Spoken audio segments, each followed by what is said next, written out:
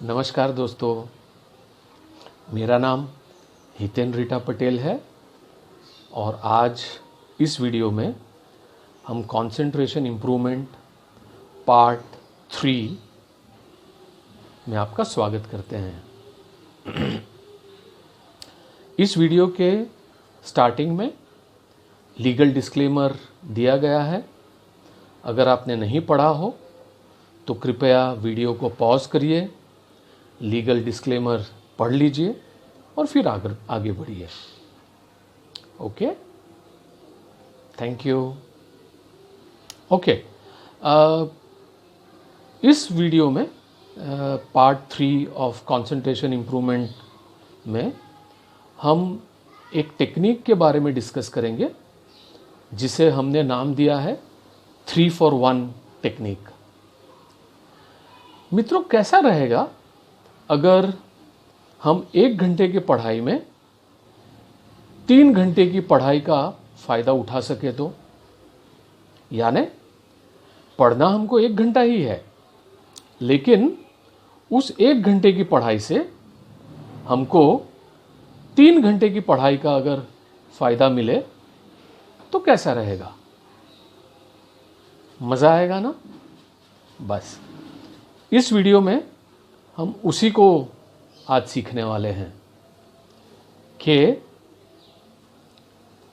1 घंटे की पढ़ाई करके 3 घंटे की पढ़ाई का फ़ायदा कैसे उठाया जाए। Okay, I am so excited to share this technique with you. मुझे बहुत आनंद हो रहा है इस टेक्निक को आपके साथ शेयर करने के लिए। शुरू करें? ओके, यह टेक्निक हमने हमारे परिवार के काफ़ी स्टूडेंट्स पर आजमाई है एंड एवरी सिंगल टाइम इस टेक्निक ने बहुत अच्छे रिजल्ट्स दिए हैं। तो यह टेक्निक शायद आप लोग भी अगर सीख लें तो शायद आपको भी बहुत अच्छा फ़ायदा हो जाए। ऑलराइट, चलिए। आज की ज़िंदगी में एक जो टिपिकल स्टूडेंट है, वो फिर स्कूल में हो, कॉलेज में हो, पोस्ट ग्रेजुएशन लेवल में हो, पढ़ाई का लोड बहुत बढ़ गया है। काफ़ी सारी किताबें पढ़नी होती है, बहुत सी दूसरी एक्टिविटीज़ भी होती है। पहले हमारे यहाँ गुरुकुल पद्धति होती थी। गुरुकुल पद्धति में स्टूडेंट जहाँ पढ़ता था वहीं पर रहता था, जिसे हम लोग रेसिडेंशियल हॉस्टल आज के ज़माने में कहते हैं। किंतु आज मेजॉरिटी ऑफ द स्टूडेंट्स वैसा नहीं करते हैं। तो सबसे पहले तो बहुत सारा टाइम निकल जाता है आपको अपने घर से अपने स्कूल, कॉलेज या पढ़ाई के स्थान में जाने के लिए ही। फिर जाओ फिर आओ, उसमें टाइम वेस्ट हो गया। फिर हमारी सोशल लाइफ, फिर हमारी गेम्स खेलने पढ़ने के लिए। तो कहीं ना कहीं विद्यार्थी के पास, स्टूडेंट के पास पर्याप्त मात्रा में टाइम ही नहीं रहता पढ़ने के लिए। तब अगर कोई ऐसी टेक्निक आपको मिल जाए कि जब आप कम समय में पढ़ के आपको ज़्यादा समय पढ़ने का फ़ायदा मिल जाए तो कितना बढ़िया रहेगा ना। बस यही टेक्निक आज हम इस वीडियो के माध्यम से सीखेंगे। हितेन कोई एजुकेशनलिस्ट नहीं है, कोई डॉक्टर नहीं है, कोई ट्रेनिंग एक्सपर्ट नहीं है, किंतु अपने खुद के अनुभव से जो टेक्निक्स डेवलप हुई है वही टेक्निक्स आपके साथ शेयर करता है। Okay, thank you. चलिए आगे बढ़ें।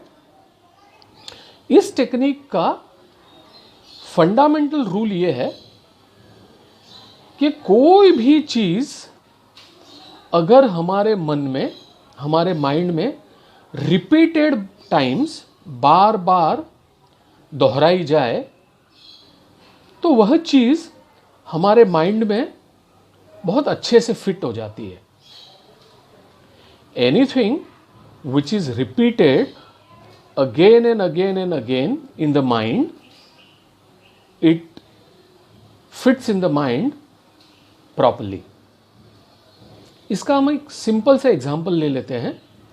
जैसे जब हम स्टार्टिंग में कार सीखते हैं तो शुरुआत में हमको सब रिमेंबर करना पड़ता है, याद रखना पड़ता है कि पहला गियर ऐसे लगेगा, दूसरा गियर ऐसे लगेगा, तीसरा गियर ऐसे लगेगा, या यह स्पीड पे इस गियर में गाड़ी दौड़ानी है, या मुड़ते टाइम हमको यह सिग्नल देना है, जब कोई सामने ऑब्स्ट्रक्शन आ जाए तो हमको किस तरह से क्लच पे और ब्रेक के ऊपर पैर दबाने हैं। ये सारी चीज़ें शुरू में हमको याद रखनी पड़ती है। किंतु जब हम रिपीटेडली उसी चीज़ को करते जाते हैं तो धीरे धीरे वह हमारे माइंड में फिट हो जाती है और फिर हम बहुत आसानी से बिना याद रखे ऑटोमेटिकली वह करने लगते हैं। तो जब हमने शुरुआत में जब गाड़ी चलाना सीखी थी तो हम कितने ऐसे एकदम ऐसे पूरे अटेंशन से एकदम ना आगे पीछे ना कुछ भी देखे हुए सिर्फ ऐसे करके गाड़ी चलाते थे। फिर जैसे जैसे जैसे हम और गाड़ी चलाने लगे तो हम सहज होते गए और अब तो ऐसा होता है कि हम गाड़ी चला रहे हैं, ऑटोमेटिकली गाड़ी का सब कंट्रोल्स हम कर रहे हैं, बाजू में बैठे लोगों से बात भी कर रहे हैं, दूसरी सारी चीज़ों को भी हम टाइम दे पा रहे हैं। It becomes automatic. इसी सिद्धांत पर यह 3-for-1 टेक्निक भी निर्धारित है। जिस चीज़ को हम ज़्यादा टाइम रिपीट करते हैं वह चीज़ हमारे दिमाग में ज़्यादा अच्छे से फिट हो जाती है। समझ में आया इस टेक्निक का मूल सिद्धांत? The basic principle behind this technique, that is this: the more it is repeated, the more it gets stored in our mind. Okay, तो अब हम सीखेंगे कि इस टेक्निक को किस तरह से लागू करना है। Let us understand how to implement this technique. तो इसमें हम अमुक पर्टिकुलर टाइम पढ़ के 3 गुना उस टाइम के पढ़ाई का फायदा उठाएंगे। सीखने के लिए तैयार हैं आप लोग? अगर इस टेक्निक को सीखने के लिए तैयार हैं तो आगे बढ़िए ताकि हम इसको अच्छे से सीख लें। चलें सीखने, चलिए। तो यह टेक्निक इस तरह से चलती है। हमने कंसंट्रेशन इंप्रूवमेंट पार्ट 2 में देखा था कि किस तरह से एनवायरनमेंट से इंफॉर्मेशन कॉन्शियस माइंड में आती है, फिर वो कॉन्शियस माइंड से सबकॉन्शियस माइंड में चली जाती है, जिसे हम रिटेंशन की प्रोसेस कहते हैं। और फिर एग्जाम्स में या जब भी इसके ऊपर प्रश्न आता है तब कैसे वह इंफॉर्मेशन सबकॉन्शियस माइंड से कॉन्शियस माइंड में आती है और फिर हमारी इंद्रियों के माध्यम से एनवायरनमेंट में चली जाती है। तो एनवायरनमेंट से इंफॉर्मेशन हमारी इंद्रियों के माध्यम से थ्रू द सेंसेस पहले कॉन्शियस माइंड में आती है, सबकॉन्शियस माइंड में स्टोर हो जाती है, फिर जब ज़रूरत होती है तब सबकॉन्शियस माइंड से कॉन्शियस माइंड में आती है और फिर इंद्रियों के माध्यम से एनवायरनमेंट में चली जाती है। याद है ना कि भूल गए? कंसंट्रेशन इंप्रूवमेंट पार्ट 2 में ये हमने सीखा था। इसी को हम अब आगे ले जाते हैं। तो क्या करेंगे हम कि after reading every 1 or 2 pages or reading for 5 minutes maximum, we will note down 1 or 2 words which basically summarizes that 1 or 2 pages that we have read और what we have read in last 5 minutes. चलिए हिंदी में बोलते हैं। जब आप पढ़ाई कर रहे हैं तो 1 या 2 पेजेस पढ़ने के बाद या ज़्यादा से ज़्यादा 5 मिनट पढ़ने के बाद हम जो हमने वह 1 या 2 पेजेस में पढ़ा या 5 मिनट में पढ़ा उसको समराइज करते हुए 1 या 2 शब्द को, 1, 2 या मैक्सिमम 3 शब्द को हम एक नोटबुक में लिख लेंगे। हितेन रेकमेंड करेगा कि हर सब्जेक्ट के लिए आप एक एक नोटबुक बनाएं। क्यों, वह भी आपको इस वीडियो में आगे पता चलेगा। तो 1 या 2 पेज पढ़ने के बाद या मैक्सिमम 5 मिनट पढ़ने के बाद 1 या 2 शब्द को या 3 शब्द को ज़्यादा से ज़्यादा आप उस नोटबुक में नोट करके रख लीजिए। जैसे आपने वह 1 या 2 शब्द को या 3 शब्द को नोट किया कि आपके माइंड के अंदर पहली बार रिपीटेशन हो गई।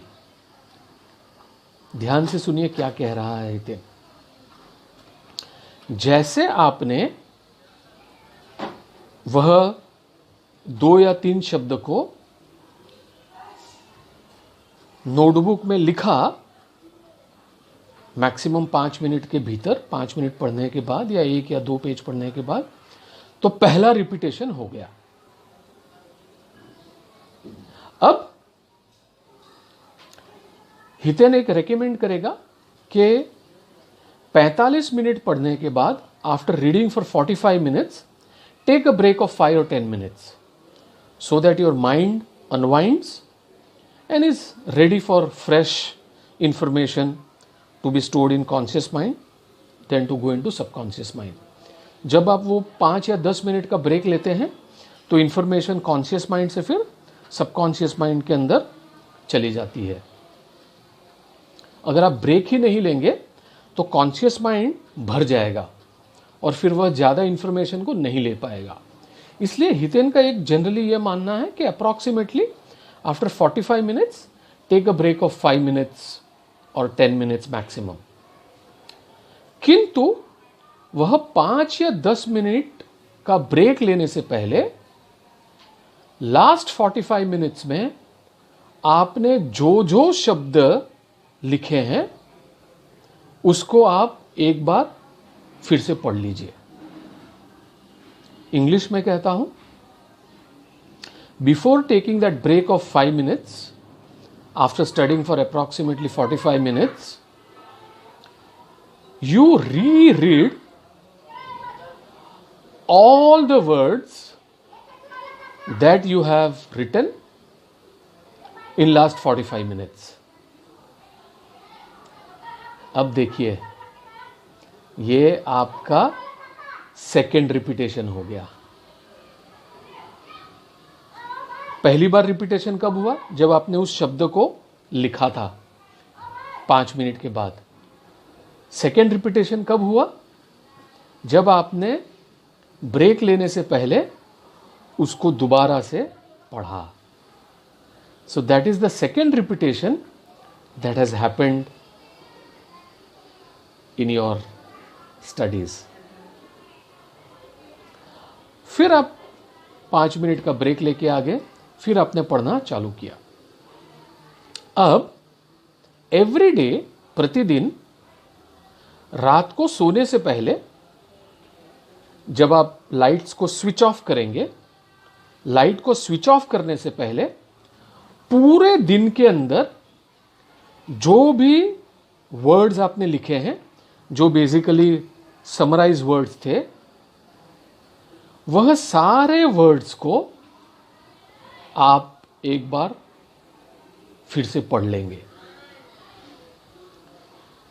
Whatever words that you had written through the day in that one particular book, और अगर आपने, or if you have read more than one subject, then that respective books, all those books का words, all those books के words आप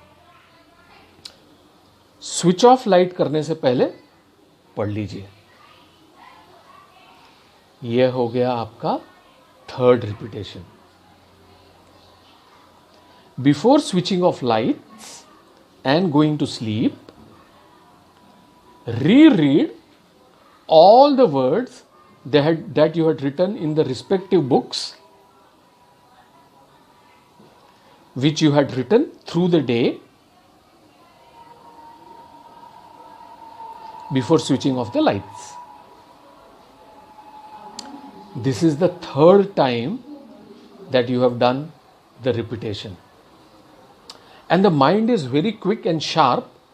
जैसे आप वो summarise words को सिर्फ पढ़ते हैं, ऑटोमेटिकली वो टॉपिक आपके पूरा टॉपिक आपके माइंड के अंदर फिक्स स्टोर होते जाता है। समझ में आ रहा है कितनी मजेदार टेक्निक है ये। तो इस तरह से आपने बिना कोई एक्स्ट्रा ज़्यादा टाइम लगाए हुए आपने जो पढ़ा था उसको 3 बार रिपीट कर दिया, 3 बार रिपीटेशन उसका हो गया, 3 बार उसका रिवीजन हो गया। You have revised it 3 times without spending much time. जब आपने 5 मिनट के बाद या 1 या 2 पेज पढ़ने के बाद 2 या 3 वर्ड्स लिखे, कितना टाइम लगता है? 2 second, 3 second. After approximately 45 minutes before taking the break, जो आपने लिखा था उसको अगर आप पढ़ लें, कितना टाइम लगता है? 5 सेकेंड, 10 सेकेंड। रात को सोने से पहले पूरे दिन में जो आपने शब्द लिखे थे, वर्ड्स लिखे थे, उसको आप फिर से पढ़ लें, कितना टाइम लगता है? 1 minute, 1.5 minute, 2 minute maximum. So by spending maximum 5 minutes per day, you have revised 3 times. ज़्यादा से ज़्यादा एक्स्ट्रा 5 मिनट पढ़ने से, एक्स्ट्रा 5 मिनट के एफर्ट से आपने 3 बार रिवीजन कर लिया। है ना मज़ेदार? कितना अच्छा हो अगर आपको 1 घंटे की पढ़ाई में 3 घंटे का फायदा हो जाए तो 3 बार आपका रिवीजन हो गया। And now Hiten will tell you exam के दिन क्या करना है आपको। तो मान लीजिए कि आपके एक के बाद एक बैक टू बैक पेपर्स हैं। तो मान लीजिए कल की आपकी एग्जाम है और आज आप अगले दिन का पेपर देके घर पे आए। घर पे आके फ्रेश वेश हो गए, माइंड को अच्छे से अनवाइंड कर दिया और आप पढ़ने बैठे। पढ़ने से पहले उस सब्जेक्ट की जो आपने नोटबुक बनाई है उसको सबसे पहले पढ़ लीजिए। पूरे साल भर में आपने उस सब्जेक्ट की जो नोटबुक बनाई है उसको सबसे पहले आप पढ़िए। तो उस बुक के अंदर जो भी आपने लेसन वाइज, जो भी आपने टॉपिक वाइज जो वो वर्ड्स लिखे हैं उसको आप सबसे पहले पढ़िए, जिसका ऑलरेडी आपके माइंड में 3 times रिवीजन हो चुका है। कितना टाइम लगेगा? आधा घंटा, 1 घंटा। उस आधे घंटे, 1 घंटे में वह सब्जेक्ट का पूरा रिवीजन फिर से हो गया। उसके बाद अगर आपके पास टाइम बचता है तो आप जिस तरह से भी रिवीजन करते हैं उस तरह से वापस करिए। और एग्जाम वाले दिन, जैसा हमने अगले वीडियोस में कहा है, अगर आपका एग्जाम 11 बजे सुबह शुरू होती है तो आपको 10 बजे के बाद पढ़ना नहीं है, क्योंकि अब आपको माइंड को रिकॉल के लिए तैयार करना है। उस वक्त अगर आप फिर से रिटेंशन करते रहेंगे तो आपका रिकॉल प्रॉब्लम में आ जाएगा। तो इसके लिए अगले वीडियो में हमने सिखाया था कि एग्ज़ाम टाइम के 1 घंटे पहले हम ये रेकमेंड करते हैं, हमारा सजेशन ये होता है कि मत आप फिर से पढ़ना शुरू करिए। नहीं तो आपका वो रिटेंशन की प्रोसेस में रिकॉल आपका बिगड़ जाएगा। ये हमारा सजेशन है। वह 1 घंटे का जो पीरियड है जब आप सिर्फ अपने माइंड को रिकॉल के लिए तैयार करने वाले हैं, आप वो सारी टेक्निक्स करने वाले हैं, ब्रीदिंग वगैरह सब करने वाले हैं, जिससे आपका माइंड शांत होते जाए, ताकि वो रिकॉल इम्प्रूव होते जाए, जो हमने अगले वीडियोस में सीखा था। उस पीरियड के पहले यानी लास्ट में आप वह नोटबुक को फिर से पढ़ लीजिए, आधा घंटा 1 घंटा। तो अगर आपका 11 बजे एग्ज़ाम है तो 10 बजे के बाद आप पढ़ने वाले नहीं हैं, आप ब्रीदिंग टेक्निक्स वगैरह सब करेंगे, जिससे वो रिकॉल बहुत स्मूथ हो जाए, माइंड एकदम शांत हो जाए, स्टेबल हो जाए। तो 9 बजे आप उस सब्जेक्ट की नोटबुक को जिसमें आपने वो वर्ड्स लिखे थे उसको एक बार पढ़ लीजिए। आधा घंटा 1 घंटा में वह सब्जेक्ट फिर से पूरा रिवाइज हो गया। अब आप सोचिए कि आपके माइंड में वह सब्जेक्ट कितनी अच्छे से फीड हो गया है। और अगर आपका मन शांत रहेगा तो रिकॉल भी बहुत अच्छे से हो जाएगा और आप बहुत अच्छे मार्क्स से पास होंगे। यह थी 3 for 1 टेक्निक। समझ में आ गया? मज़ेदार है ना? चलिए एक बार फिर से समराइज कर लेते हैं बिफोर एंडिंग दिस वीडियो, ताकि आपके माइंड में अच्छे से फिट हो जाए।